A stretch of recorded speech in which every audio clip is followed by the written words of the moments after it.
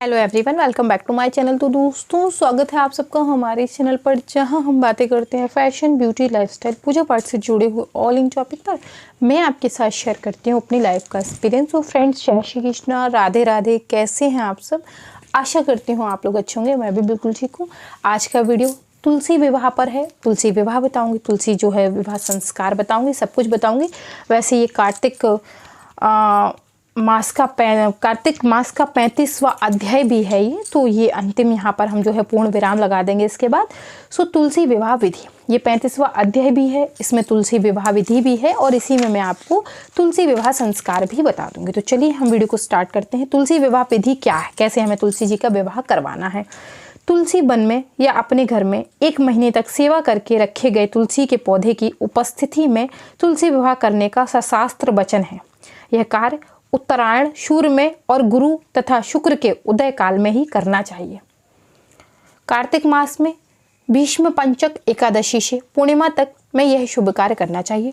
जो नक्षत्र विवाह के लिए निश्चित है, उन नक्षत्रों में विशेषकर पूर्णिमा के दिन तुलसी विवाह होना चाहिए। विवाह की तरह घर में मंडप, विवाह देवता, पूजन की वेदी और या कुंड बनवाएं। कुल पुरोहित एवं 4 ब्राह्मणों की व्यवस्था करें। नवग्रह, गणेश, षोडश पंचकृता एवं कलश का पूजन करें। नंदी मुख श्राद्ध करें, उसमें भगवान विष्णु की और तुलसी की प्रतिमा स्थापित करें। उन मूर्तियों को अलंकार आदि से सजाएं। तुलसी पौधे को भी वस्त्र आदि से सजाएं। मंत्र के साथ कंकड़ बांधें। पूजन और वस्त्र आदि दान के बाद विधि पूर्वक हवन करें। वह इस कार्य में यजमान अपनी पत्नी के साथ बैठे। भाई, बंधु एवं मित्रों के इस कार्य में सम्मिलित करें। विष्णु की मूर्ति के साथ 4 परिक्रमा करें।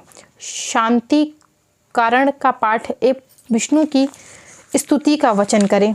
मांगलिक संगीत एवं वाद्य आदि से उत्सव को शोभायमान मनवावे। आचार्य को गौ, सिंहासन एवं शयन अर्पित करें।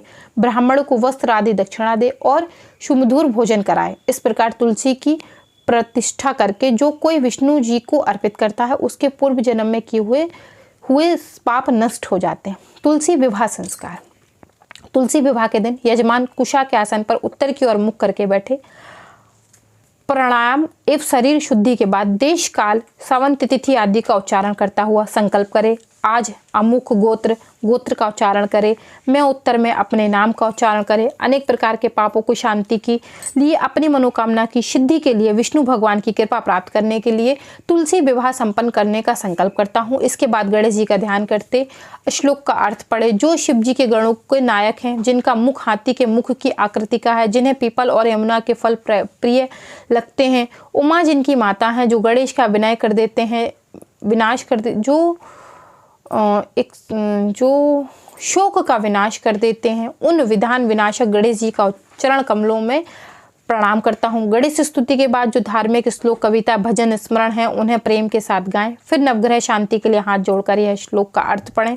बोलें, ब्रह्मा विष्णु महेश के साथ सूर्य, चंद्रमा, मंगल, बुध, गुरु, शुक्र, शनि, राहु और तथा केतु सभी ग्रह शांति प्रदान करें। इसके बाद तुलसी विवाह के लिए जिन आचार्य महोदय को आमंत्रित किया गया है, उनको प्रणाम करके उनसे आशीर्वाद लें और उनके निर्देश अनुसार पति पत्नी बैठकर पूजन विधि पूरी करें। तुलसी विवाह की बनाई गई मूर्तियों का पुनः पूजन करके उनकी स्तुति करें और तुलसी को विष्णु को अर्पित कर दें। दोनों के चरण छूकर जो कुछ दहेज रूप में देना है वह दे दें। इसके बाद सुगंधित द्रव्यों से तैयार की गई सामग्री एवं घी की आहुति द्वारा हवन करें। पूर्ण आहुति में सभी जनों को सम्मिलित करें। हवन के बाद यज्ञ वेदी के 4 परिक्रमा करें। शांति पाठ करें। सभी ब्राह्मणों की दक्षिणा दें। श्रद्धानुसार वस्त्र, आभूषण और तुलसी में विष्णु का आदर सत्कार करें।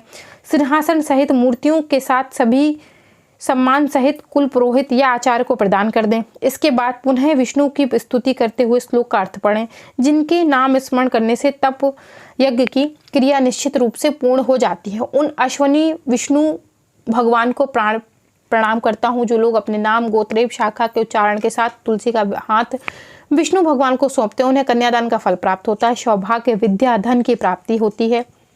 एक संतान प्राप्ति के लिए तुलसी का विवाह करने से ही कही हुई वस्तुएं प्राप्त होती हैं। तो दोस्तों इस प्रकार हमें तुलसी जी का विवाह करना चाहिए। आजकल मैं देख रही हूँ, देखा देखी लोगों ने तुलसी विवाह को एक तरीके से मजाक बना दिया है।